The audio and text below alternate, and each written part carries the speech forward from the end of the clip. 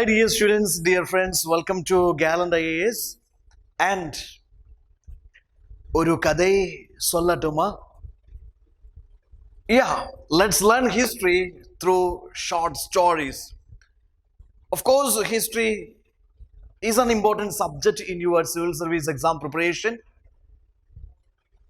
Lots of questions being asked from history in the previous exams, and you have to master history in order to perform well in your civil service examination, be it prelims or mains. Learn the most important things from history, and today we will learn provincial elections of 1937, election manifesto, the results and their overall impact. So many questions being asked from this particular topic. Without wasting time, let us start. Yeah, the background of elections of 1937.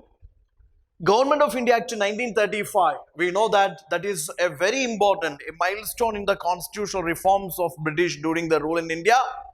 And of course, the structural part of our constitution is borrowed from this Government of India Act 1935. So in Government of India Act 1935, it provided for the creation of All India Federations, and so many features are there. Of course, there was a provision in this act that was provincial autonomy. There was a provision for provincial autonomy. That means, yeah, the political parties, they can contest elections, and whichever the political party win the majority votes, they can form their government. Okay, they can form their independent government. Okay, so this provincial autonomy was guaranteed, or it was granted under this Government of India Act 1935 to provide for provincial elections. Now, these provincial elections will be held in 11 provinces, total 11 provinces. This election will be held, and there was a debate over this election 1937.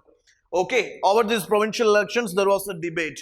If the Congress, International Congress, participate in this debate, whether it would be surrendering to imperialism, or it would be similar like we are surrendering to British imperialism. But eventually, Congress decided to participate in these provincial elections of 1937 because, yes, by contesting the elections, they wanted to form independent governments and they wanted to create a constitutional deadlock. Okay, that is to block the implementation of Government of India Act 1935, because Congress rejected Government of India Act 1935, which is not providing any self-responsible government, no independent government. Okay, and there is no freedom to, no power to Indians. So that was rejected by Congress, but finally they decided to contest these elections because they wanted to create a constitutional deadlock within this legislature. They wanted to block this implementation of Government of India Act 1935, and the decision to contest elections, provincial elections of 1937, it was supported by All India Muslim League and to liberals also. Then what was the Congress manifesto? What was the Congress manifesto or election manifesto? Yeah, it guaranteed civil liberties to Indians, freedom of the speech, freedom of the press, all those things. Okay, civil liberties guaranteed to Indian civilians, and it promised agricultural reforms, reduction in rent and revenue, reduction in land revenue and rent, etc. And it guaranteed or promised a reduction of these rural debts, and it guaranteed free functioning of trade unions and Kisan Sabhas. Also, it promised this promotion of vocational education or this primary education. It promised the improvement of health sector, etc. So these were the major features of election manifesto of the Congress. And 1937 elections were held, and the Congress win majority. You know, out of the 11 provinces, we can see that initially it formed ministries in 7 provinces. Now here, yeah, Congress won that majority in these elections, and some achievements of these particular Congress ministries. Congress ministries, they ruled for almost 28 months, and finally 1939, they resigned. Congress ministries resigned. Now here, some achievements of this 28-month performance of the Congress ministries. You can see release of the political prisoners, promotion of the press freedom, lifting this ban on these press and medias, so press freedom.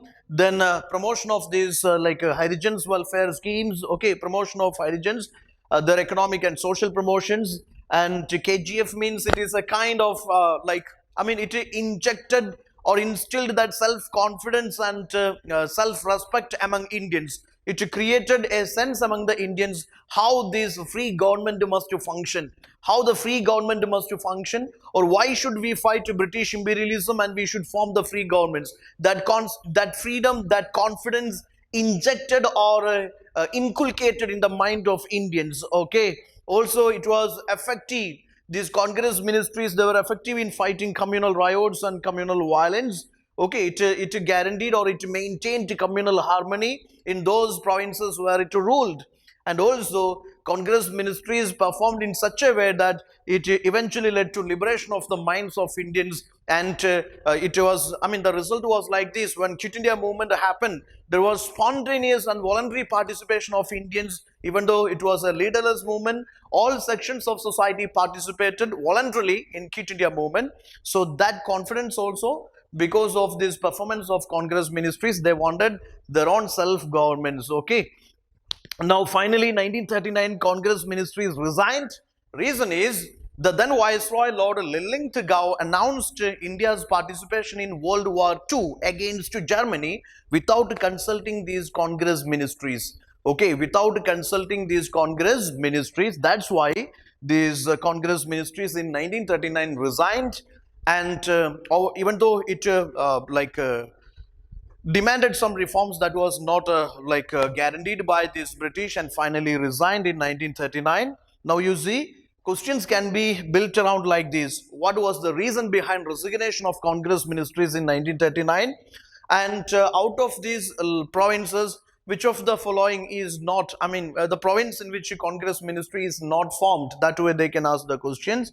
What were the features or what were the promises in their election manifesto, and why they initially opposed to these contesting elections, and why later they changed their mindset, or what were the gains and pains or achievements and limitations of these Congress ministries which formed in 1937. This is the way UPSC may ask questions. So all of you prepare very well, and definitely these questions are substantial. These questions are important for your upcoming examination. Stay tuned and please do subscribe our channel for more quality videos. Thank you.